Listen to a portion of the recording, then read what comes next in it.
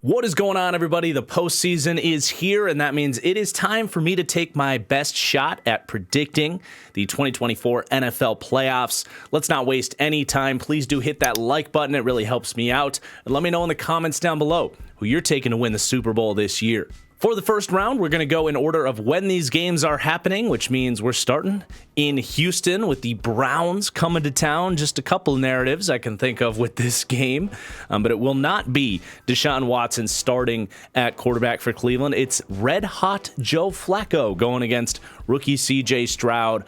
Really fun way to start the playoffs here. And we actually saw this game about 4 weeks ago. And the Browns dominated in that game, really. But it was against Case Keenum. C.J. Stroud was not playing, and that's a huge difference maker in this game. You know, Stroud, I think, if nothing else, will be able to make this a much closer football game. But in that game, we did learn that this Browns defensive line is going to be a problem for the Texans offensive line, who's been a solid unit this year, but they really got overwhelmed in that matchup.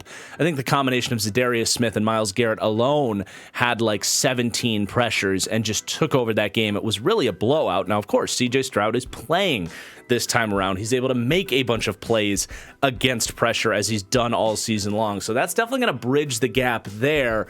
And then you look at the other side of the ball, the Browns offense has really figured out what works for them. It's the screen game, David Njoku and Jerome Ford.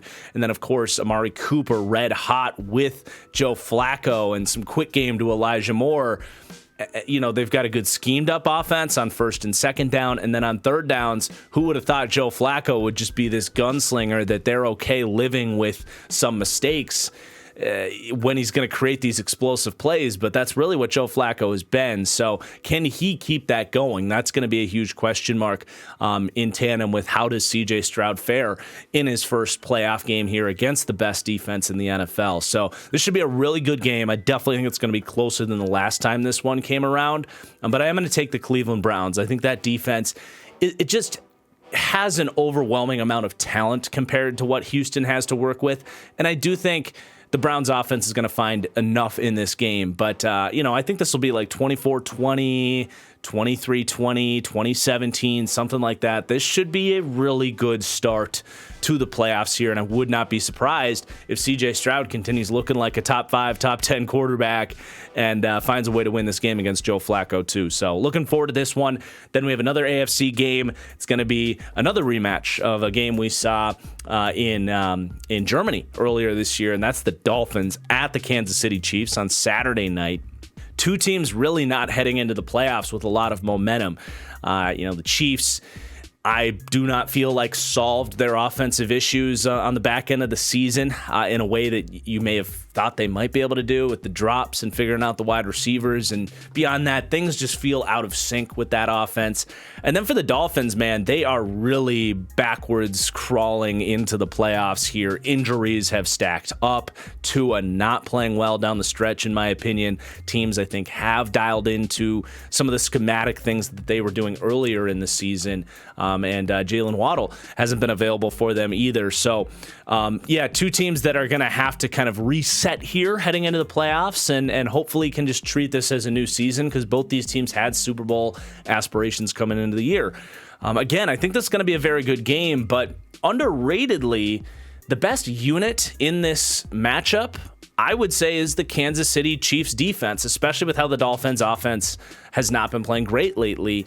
As people have been writing the storylines about Patrick Mahomes and Travis Kelce and Taylor Swift and all the drops, the Chiefs defense has quietly rolled through this season and gotten the Chiefs where they are, and they were great in that game against the Dolphins the last time around. And I look at this scheme with Steve Spagnuolo and a defense that has so much experience to fall back upon when the Dolphins start to kind of push against them a little bit. And this is a defense that's been great in playoffs recently, but especially the scheme here where Spags loves to disguise his safeties, cause confusion, and you look at Tua being a quarterback that, look, he predetermines his reads. You can say all the great things about Tua you want, but his biggest weakness is often his biggest strengths, and that he's going to trust what he sees and he's going to throw it. I think Spags can really get to Tua in this matchup. So I really like how the Chiefs defense should play in this game. And at the end of the day, the Chiefs offense can have all the struggles they want, but do I think they can put up 21, 24 points in this game and squeak out a close victory with Patrick Mahomes and Kelsey and Reed and their experience with a good run game with Pacheco and their interior offensive line against a defense that doesn't have any edge rushers left? Yeah, I'm going to take the Chiefs in this game, but certainly shouldn't be a blowout and should, again, be an entertaining Saturday night matchup.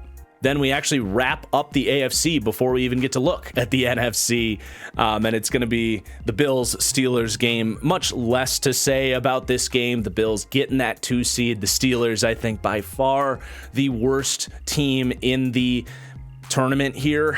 Mason Rudolph, a defense that is going to have either a partial TJ Watt or not TJ Watt at all.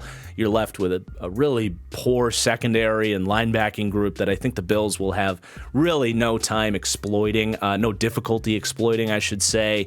Steelers offense has been commendable for moving on from Canada and discovering the run game, and Mason Rudolph's kind of steered the ship there, but come on, they're 9.5-point favorites.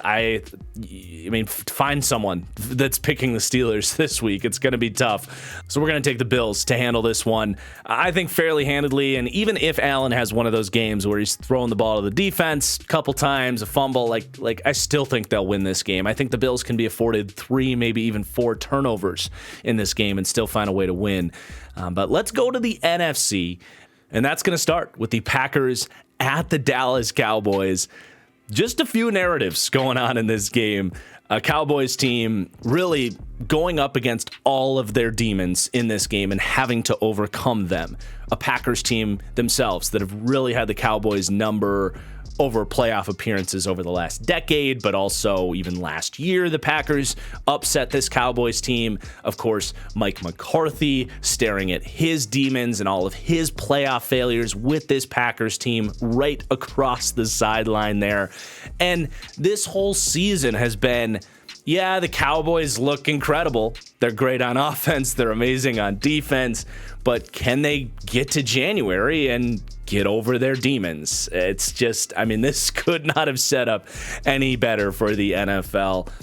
Now, you look at this game on paper, and the Cowboys are rightfully so 7.5-point favorites in this game. They have a nasty defense, an experienced defense going against the youngest offense in the NFL, Jordan Love, in his first playoff game.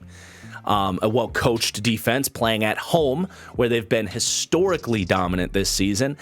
And the Cowboys offense has been on a roll. Dak looks incredible. CeeDee Lamb going against a Joe Barry coached defense. Everything is pointing Cowboys on paper in this game. And for that reason, I'm going to take the Cowboys to win. But look, man, say what you want about the Packers. Say whatever you want. But Jordan Love has been playing quarterback at, we'll see where this goes, like the future outlook and everything like that. But just looking at how Jordan Love has played in the second half of the season, he looks like a top 5-ish quarterback in the NFL. I don't think that's understating it. And he's a dangerous signal caller right now. He's got answers to the blitz. He's making big time plays. He's extending plays in the pocket. He's making these Aaron Rodgers-esque back foot, dimes down the field. And that's a very dangerous proposition for any team to go against. And this Packers team has nothing to lose. They weren't supposed to be here. This was supposed to be an evaluation season, and the evaluation is over. They've got their guy, and they've got their guys, like these playmakers, Jaden Reed. We'll see if Watson plays in this game. Musgrave, Croft. Bo Melton's been making plays. Dontavion Wicks. They are a scary team to go against right now. And look out for them to kind of come out with nothing to lose. Take the ball to start, play aggressive, some deep shots, maybe trick plays, surprise onside kicks, fake punts. Would not be surprised to see the Packers treat themselves as an underdog with nothing to lose in this game, and wouldn't be stunned if they pulled off a surprising upset in this game. But I'm not going to go that way. I do think this is a different Dallas team. I think Dak is playing the best football of his career. CeeDee Lamb is the best playmaker they've had, at least in recent modern history. And I just don't think this defense is going to drop the ball like that here. So we'll go Cowboys, but boy, will the narratives be a swirling on both sides. If Jordan Love plays great and wins this game, how much does his hype build? And for Dallas, our change is coming if they lose this game. Should be fun. Then we have another one with some ridiculous narratives, man. The NFL lucked into it, at least on the NFC side of things here.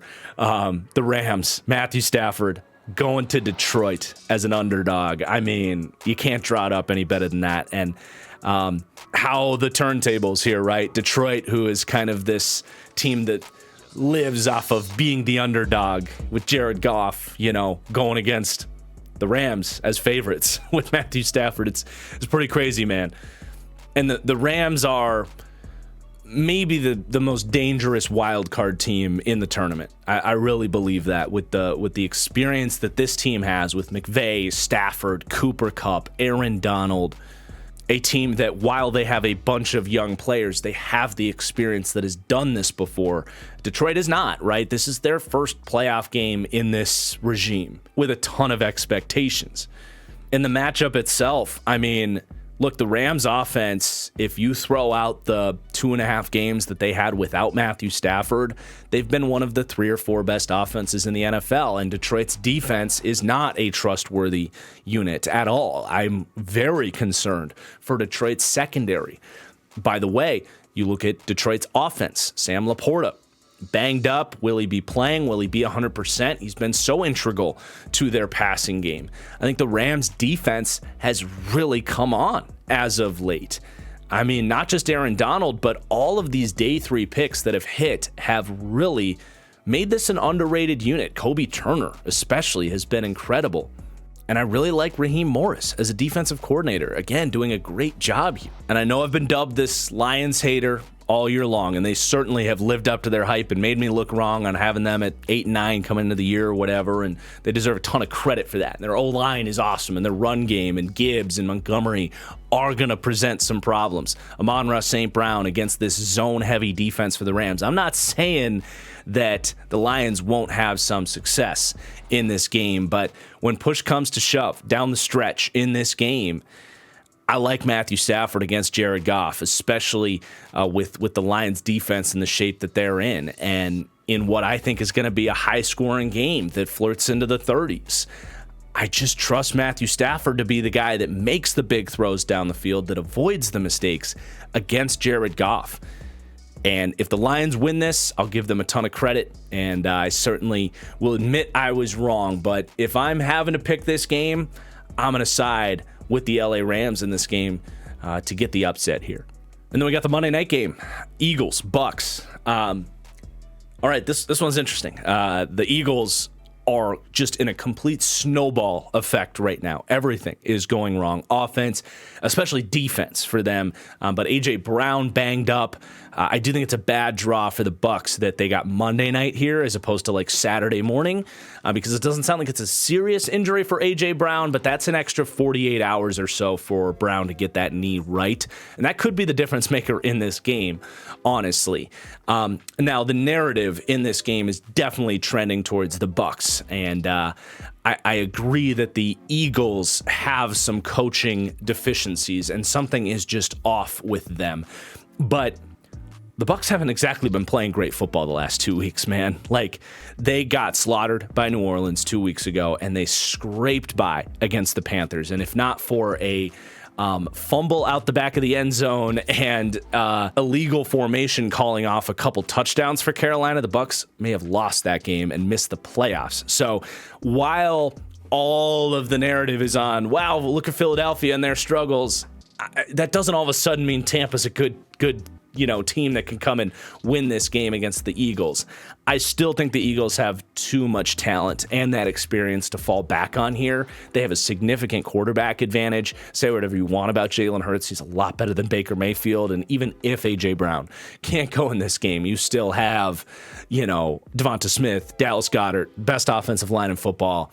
I'm taking the Eagles, but I had to flip this, man. I initially had the Bucks and then talked myself out of it, and I think I will end up thanking myself for doing that. I'm not betting this game. I don't think this is a guarantee, but I think a lot of people will be taking the Bucs this week without really thinking about how good of a team the Bucs are and more just picking against the Eagles, and I get that, but I think the Bucs have their own struggles in their own right. I don't think Baker and this offense are hot at all off of the last couple weeks, and I don't fully trust the Bucs defense either. So we're going to go Eagles. Don't feel amazing about it, but give me the favorite there in Philly. Before we get to the divisional round, Underdog Fantasy now has best ball for the playoffs, which means not only do you have to draft the best players, but you have to draft the best players on the team that you think is going to go the furthest. So whether you want to follow along with my picks or make your own picks here, your actual knowledge of the teams is going to come into play just as much as the players. It's a really unique way to play fantasy football. Right now, if you sign up using promo code TFG at Underdog Fantasy, they'll match up to $100, which is a bunch of money to put towards pick'em contests for these playoff competitions, best ball in the offseason, and just stashing pick'ems for other sports, and NFL coming back in the fall. So no better time to sign up at Underdog Fantasy than right now.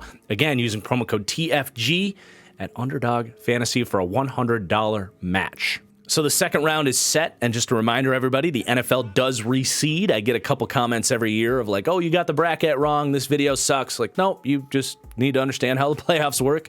They do reseed in the NFL. So let's start in the NFC, where it's a pair of really exciting divisional rematches.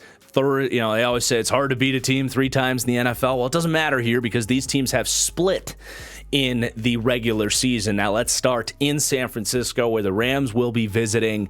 Now the Rams may have just beaten the Niners in a comeback effort with the Niners resting a lot of starters.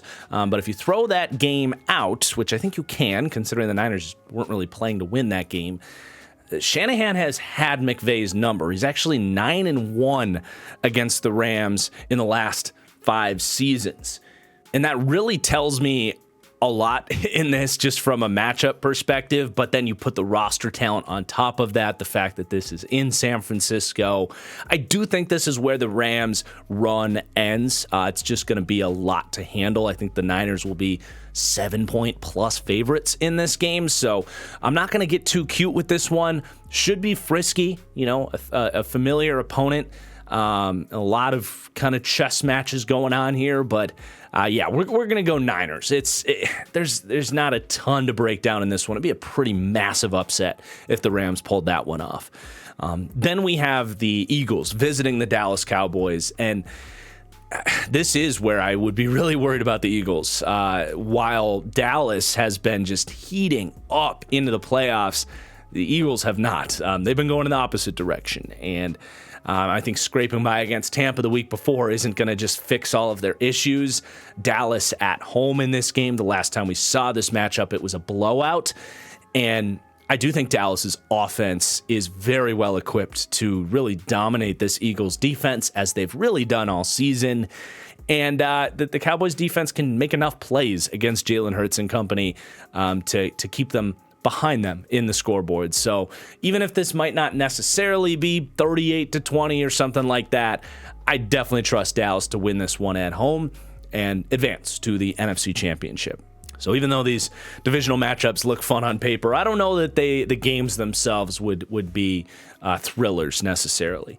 Then we got the AFC, and we'll start with the Ravens hosting the Cleveland Browns. Talk about a team similar to the Dallas Cowboys, where it's like, yep, they've done all these amazing things, boxes checked left and right, but can they get over these playoff demons that they've had under Lamar Jackson? And now they've got the best defense in a divisional rival coming to town, and a very familiar quarterback, by the way, in Joe Flacco coming to town. Wow, this would be a fun one. And these two teams split during the regular season, but it's really been a while since we've seen these two teams, and I think both these teams have evolved quite a bit since their last matchup nearly 2 months ago. Obviously, the Browns have let Joe Flacco enter the picture, and the Ravens have really opened things up offensively and changed kind of the narrative on them as being one of the best teams in the NFL. The Browns won this game in November, the last meeting, 33-31, having some success against this Ravens defense.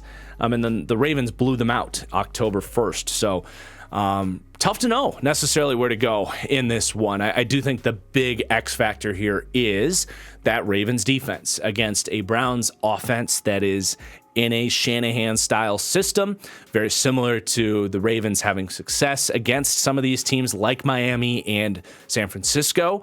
I think that the Browns run a system that's very predicated on the wide zone, the kind of attacking the middle of the field with guys like David Njoku, and I think you look at the Ravens with that intermediate pass defense with Roquan Smith and Kyle Hamilton and Patrick Queen.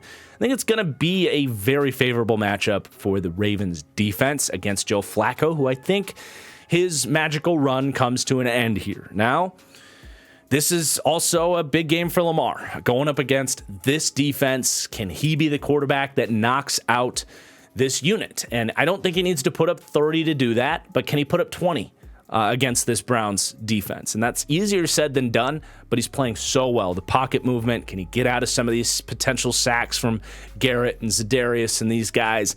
I think he has it in him to do that, but he's got to go out and get the job done and kind of get the monkey off his back a little bit, because he has not been the best playoff quarterback, and there is this sort of cloud hanging over the Ravens of like, okay, you're sitting your starters 2 weeks in a row. Can you come out hot against this defense and a team that has literally nothing to lose with Joe Flacco out there? So it's not going to be a gimme, but I do like the Ravens in this matchup.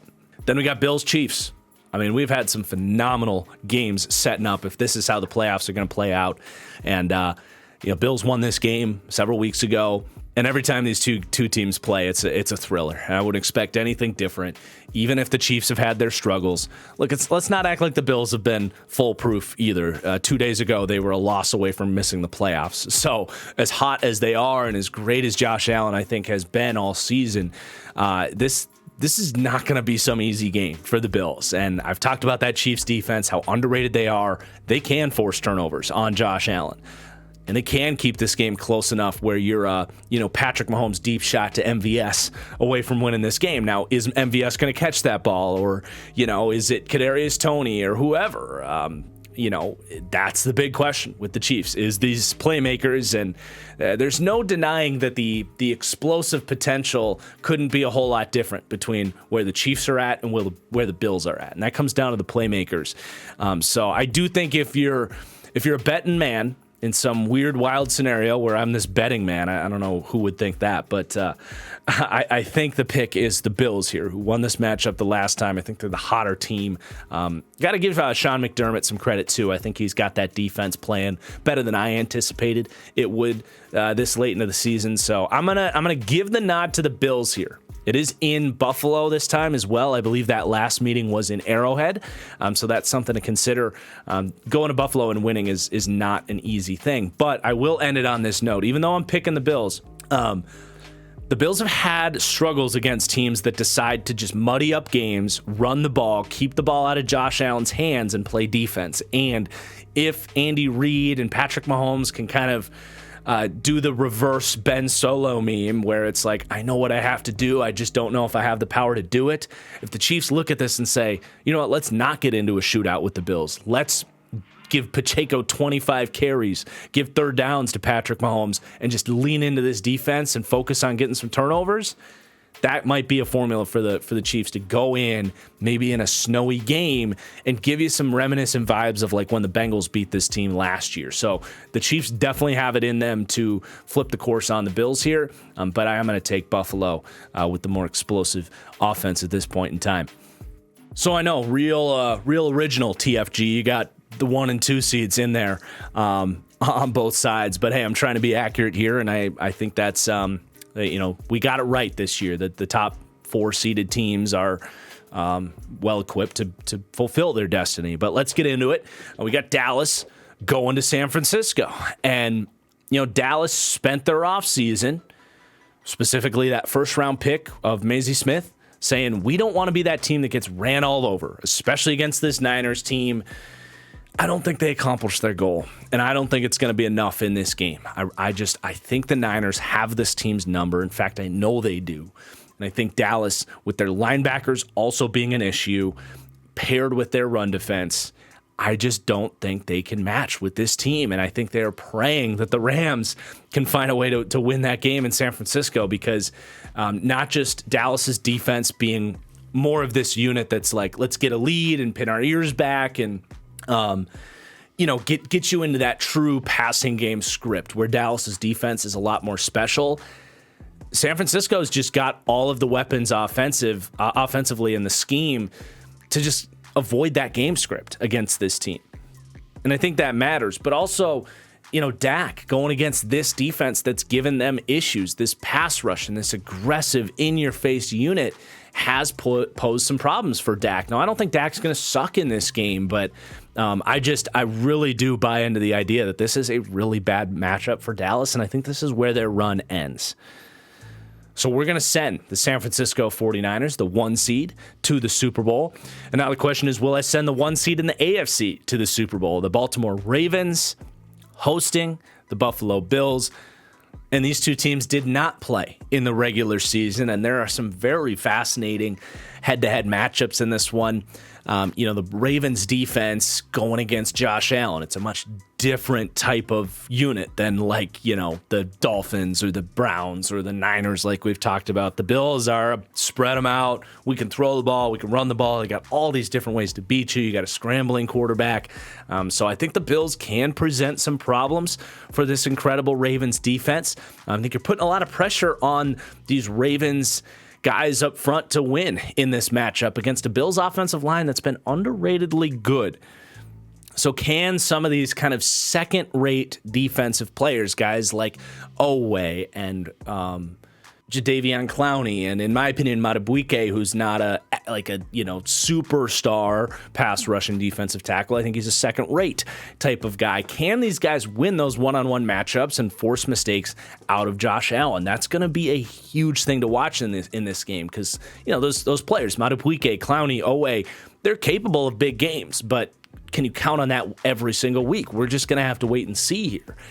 And I do think Lamar and the offense has a lot of success in this game. Maybe Mark Andrews is back in this game. But is that a good thing for the Ravens, who have completely found their rhythm? Sometimes you plug a superstar back into an offense and it actually can throw things off. So I think that'll be something to keep an eye on here, as his injury is kind of up in the air at this point in time. And in terms of who wins this game, I think this is a 1 or a 2 point spread, probably in Baltimore's favor, because they are at home. But this is a really interesting matchup, flip a coin type of deal. My gut, though, and I'm sorry, Ravens fans, I love the Ravens. I was anti-Bills coming to the year, man. I really was. One of my hot takes was that the Bills might miss the playoffs. So I'm not some Bills homer here, but my gut, I'm just gonna have to follow my gut on this one. I'm gonna go Bills.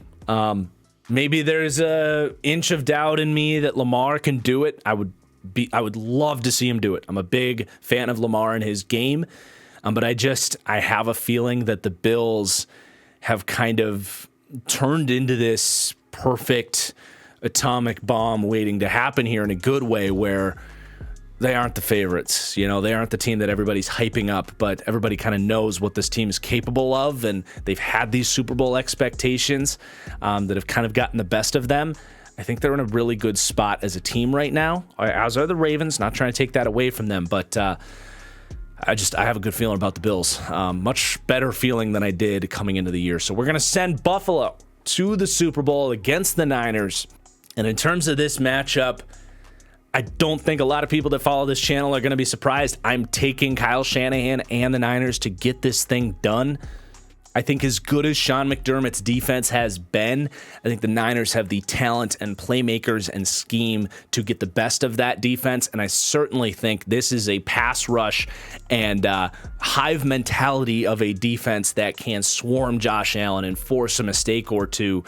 But man, again, very fun game. Would love to see this. Would love to see a Ravens-Niners rematch as well. I think the Niners are very happy in this situation that the Bills found a way to beat the Ravens, because that might have changed my pick here with how that Ravens defense can match up against these Niners. But in this situation, going Niners, and now we just wait and see what happens. Should be a ton of fun. I think in a year where there's been backup quarterbacks galore, and for a while there, it was looking like this might be a little bit of an asterisk season. I look at this playoff setup, and really with the exception of the Steelers and I guess the Bucs, because the NFC South was a disaster class this season, with those exceptions, we really have been set up with some incredible matchups, some incredible teams that are very well deserving of going to the Super Bowl. So good luck to all of you and the fans of you watching this video. Just because I didn't pick your team doesn't mean I hate you or I'm against you. I can only pick one to go there. So I hope you enjoyed the video. Let me know what you think of my predictions. What are your predictions? Let me know in the comments down below. Please hit that like button on the way out, and we'll see you soon. Peace out.